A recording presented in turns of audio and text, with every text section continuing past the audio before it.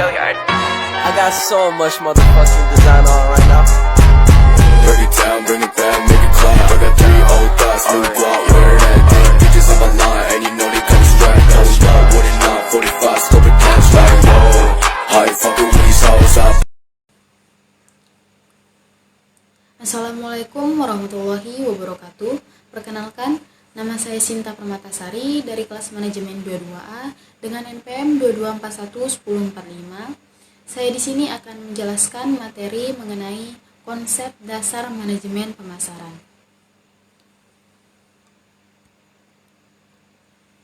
Yang pertama ada pengertian konsep dasar manajemen pemasaran. Konsep pemasaran adalah konsep yang digunakan untuk memaksimalkan keuntungan dengan cara memenuhi kebutuhan konsumen, meningkatkan penjualan, dan mengalahkan kompetitor. Konsep pemasaran berfokus pada pemahaman terhadap kebutuhan konsumen untuk menciptakan hubungan yang menguntungkan dengan perusahaan. Biasanya, konsep pemasaran disebut juga dengan konsep marketing.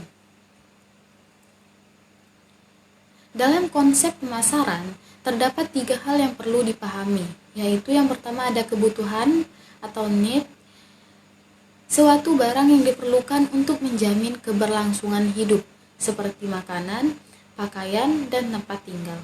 Konsep pemasaran yang sesuai untuk memenuhi kebutuhan adalah konsep pemasaran sosial. Yang kedua ada keinginan. Suatu barang atau jasa yang diinginkan seseorang. Konsep pemasaran yang sesuai untuk memenuhi keinginan adalah suatu konsep penjualan. Yang ketiga ada tuntutan. Saat kebutuhan dan keinginan didukung oleh kemampuan, secara tidak langsung akan muncul tuntutan. Konsep pemasaran yang dapat memenuhi tuntutan konsumen adalah konsep produk. 5 konsep pemasaran dalam bisnis beserta contohnya.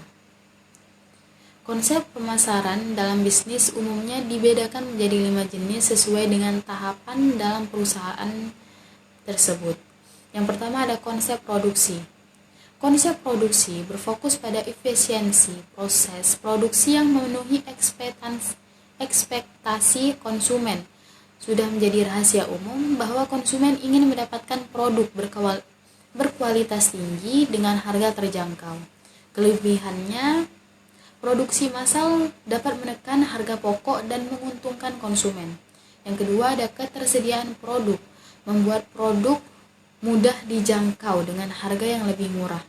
Kekurangannya itu ada konsep produksi lebih fokus pada efisiensi proses produksi dan seringkali mengorbankan kualitas produk.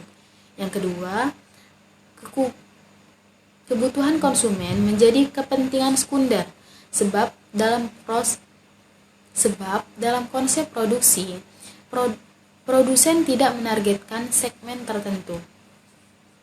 Contohnya yaitu seperti penerapan konsep produksi biasanya terlihat pada perusahaan yang berasal atau berada di Tiongkok.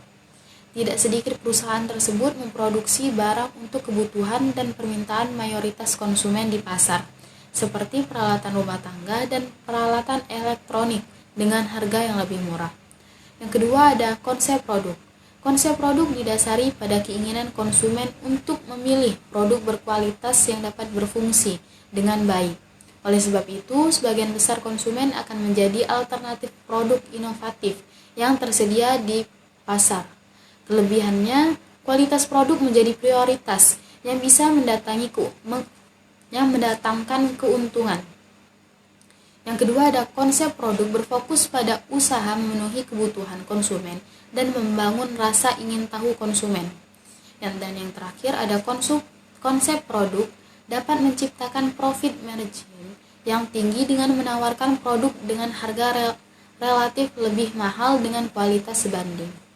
Kekurangannya, yang pertama tidak dapat menjangkau konsumen yang memilih produk dengan standar harga yang lebih rendah. Dan yang terakhir, tidak memperhatikan kepentingan konsumen. Dengan demikian, fitur produk tidak relevan dan tidak praktis. Contohnya itu seperti perusahaan yang menerapkan konsep produk adalah Apple, sebab sebagian besar produk yang dihasilkan Apple mengedepankan kualitas produk. Oleh sebab itu, tidak heran jika produk Apple mampu menjadi favorit di antara produk elektronik dari perusahaan lainnya, walau harga yang ditawarkan lebih tinggi. Yang ketiga, ada 3 konsep penjualan. Konsep penjualan atau selling adalah usaha perusahaan dalam mengembangkan suatu produk tanpa mempertimbangkan kebutuhan konsumen. Konsep ini memiliki prinsip jika konsep akan membeli produk mereka jika penjualan dilakukan secara agresif. Kelebihannya itu, perusahaan hanya fokus pada kegiatan pemasaran dan penjualan. Sedangkan kekurangannya itu mengabaikan kebutuhan konsumen sebab hanya fokus pada penjualan produk, serta mengabaikan feedback konsumen sehingga mendapat banyak komentar negatif. Contohnya itu perusahaan yang menerapkan konsep penjualan adalah Shopee saat tanggal cantik seperti 12/12. Yang keempat, konsep pemasaran. Konsep pemasaran menempatkan konsep sebagai fokus utama dengan cara memahami kebutuhan konsumen dengan menjalankan riset, mulai dari konsepsi produk hingga penjualan.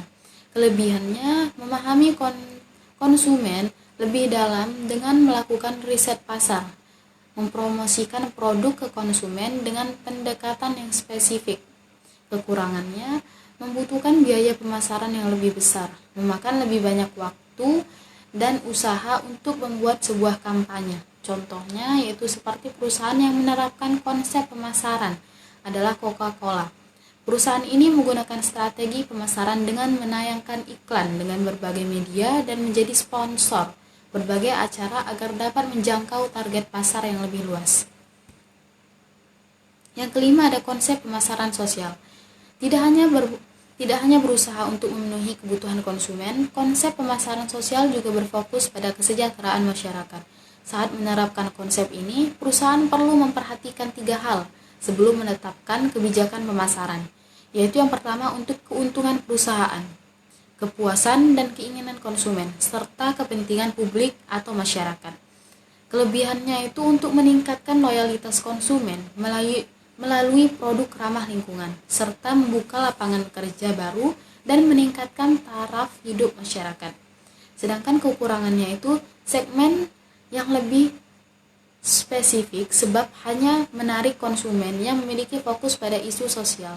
Harga produk cenderung lebih mahal untuk menutupi biaya sosial. Contohnya itu perusahaan yang menerapkan konsep pemasaran sosial adalah The Body Shop. Selain menggunakan bahan nabati untuk setiap produknya, perusahaan ini juga berpartisipasi aktif dalam kampanye kemanusiaan dengan mendirikan yayasan amal. Baiklah, sekian terima kasih. Itu saja yang bisa saya sampaikan pada materi kali ini. Saya akhiri, wassalamualaikum warahmatullahi wabarakatuh.